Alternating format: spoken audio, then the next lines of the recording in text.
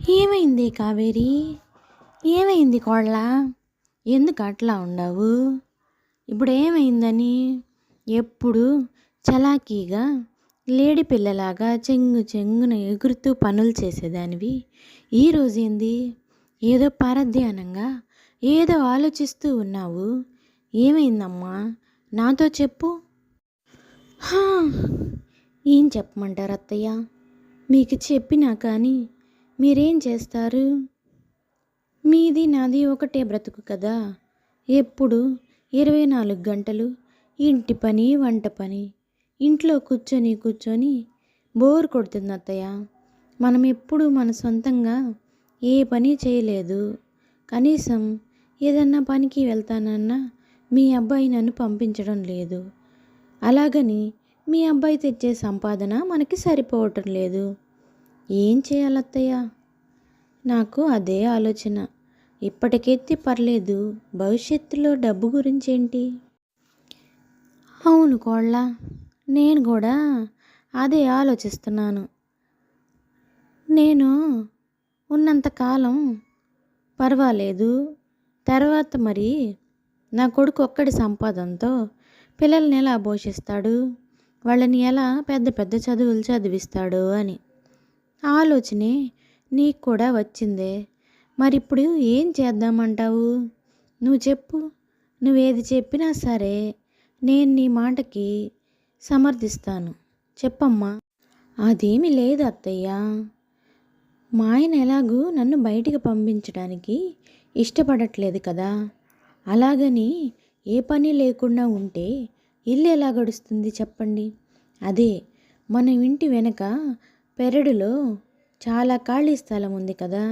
అందులో ఏదన్నా ఒక రకమైన కూరగాయలని పండిద్దాము.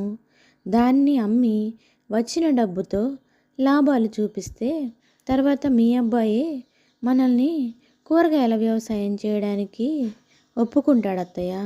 మీరేమంటారు? నా మనసులో అయితే ఈ ఆలోచన నడుస్తుంది అత్తయ్య. మరి మీరేమంటారు?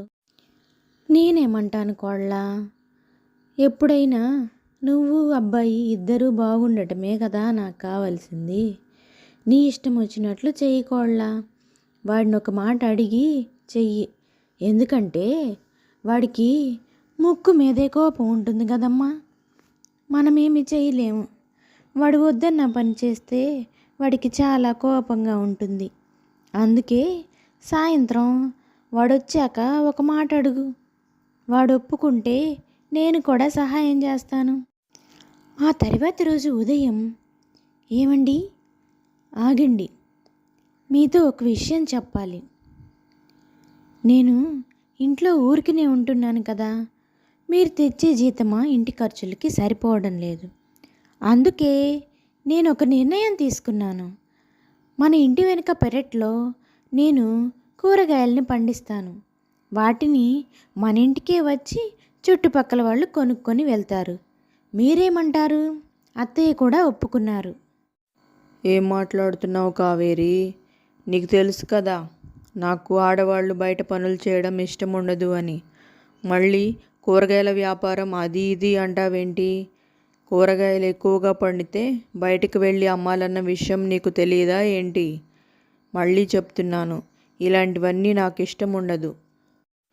ఏంటండి మీరు అసలు ఆడవాళ్ళ మనసుని అర్థం చేసుకోరా? మీరంటే ఉదయం ఎప్పుడో వెళ్ళి రాత్రికి వస్తారు. పగలంతా ఇంట్లో ఉండి ఉండి ఎంత బోర్ కొడుతుందో మీకు తెలుసా? ఇంట్లోనే వ్యవసాయం చేసుకుంటానంటే వద్దంటారేంటి? నేనేమి బయట ఆఫీస్లోకి వెళ్ళి ఉద్యోగం చేస్తానని చెప్పట్లేదు కదా. ఇంట్లోనే కూరగాయలు పండించుకొని అమ్ముకుంటాను అని చెప్తున్నాను. దానికి కూడా వద్దంటారేంటి? భయపడే కొద్దీ భయపెడుతూనే ఉంటారు మీరు అసలు. ఇప్పుడు చెప్పండి.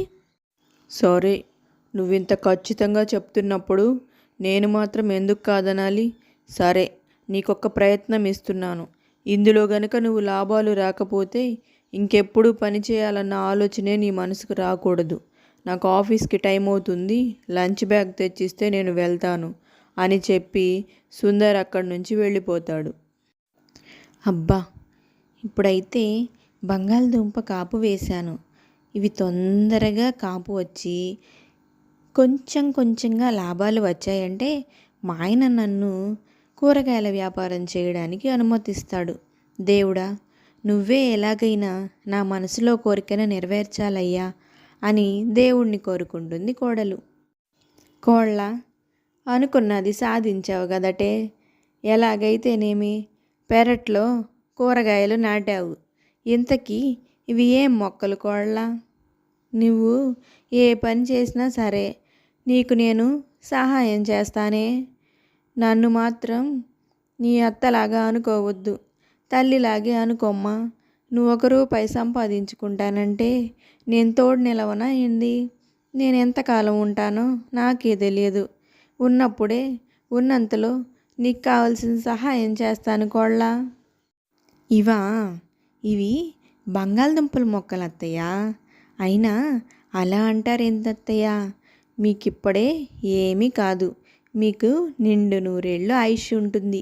కోడలు మంచితనం కోరుకునే అత్తలు ఈ రోజుల్లో ఎంతమంది ఉన్నారు అత్తయ్య? మీలాంటి వాళ్ళకి అంతా మంచి జరుగుతుంది. చూడండి అత్తయ్య, మొక్కలు ఎంత బాగా పెరిగాయో నాకైతే చాలా సంతోషంగా ఉంది అత్తయ్య ఈ మొక్కలన్నీ చూస్తుంటే. అతి కొద్ది రోజుల్లోనే బంగాళదుంపలు బాగా కాపు కాస్తాయి. వాటిని చూసి కావేరి చాలా సంతోషిస్తుంది.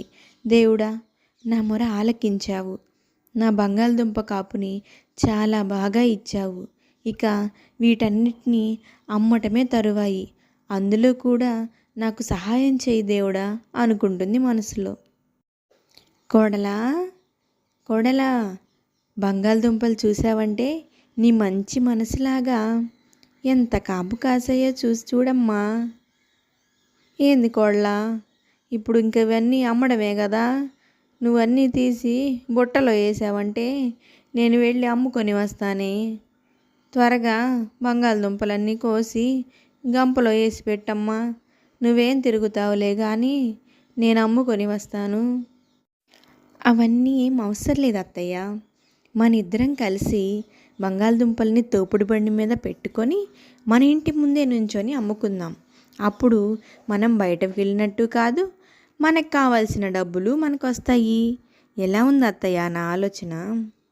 అత్తా కోడళ్ళు ఇద్దరూ కలిసి బంగాళదుంపలన్నీ కోసి తోపుడు బండి మీద పెట్టి ఇంటి ముందు అమ్ముతూ ఉంటారు. అత్తగారు ఇలా అంటుంది, రండమ్మా రండి, బంగాళదుంపలు తాజా తాజా బంగాళదుంపలమ్మా, ఫ్రెష్గా మా ఇంటి పెరట్లో పండినవి, రండమ్మా రండి అని అత్తగారు ఇలా బేరం చేస్తూ ఉంటుంది. అవి చూసిన వాళ్ళందరూ బంగాళదుంపలు చాలా తాజాగా ఉండటంలో ఒక్కటి కూడా మిగలకుండా అన్నీ కొనుక్కొని వెళ్ళిపోతారు. ఏంటి కావేరి, ఎక్కడి వరకు వచ్చింది నీ బంగాళదుంప బిజినెస్? కాపు కాచింది కదా, వాటిని అమ్మావా? కుళ్ళిపోయినాయి అని చెప్పేసి పక్కన పడేసావా? ఎవ్వరూ నీ దగ్గరకు వచ్చి కొనలేదు కదా. నాకు తెలుసు, నీ మొహం చూస్తేనే అర్థమవుతుంది. ఏదో కోల్పోయిన దానిలాగా పెట్టావు ముఖం. అందుకే చెప్పాను, ఆడవాళ్ళకి ఇలాంటివి అవసరం లేదు. ఇంటి పట్టు నుండి కమ్మగా వంట చేసుకొని పిల్లల్ని చూసుకోమని. ఏమండి, మీరెప్పుడు నన్ను తక్కువగానే ఆలోచిస్తారా?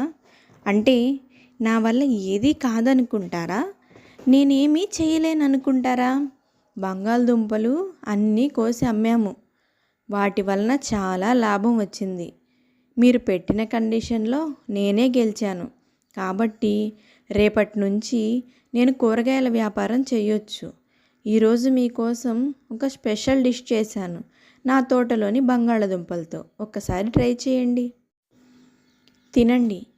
ఇదిగో మీకోసమే చేశాను, నా చేతులతో చేశాను, మన తోటలోని బంగాళదుంపలతో చేశాను.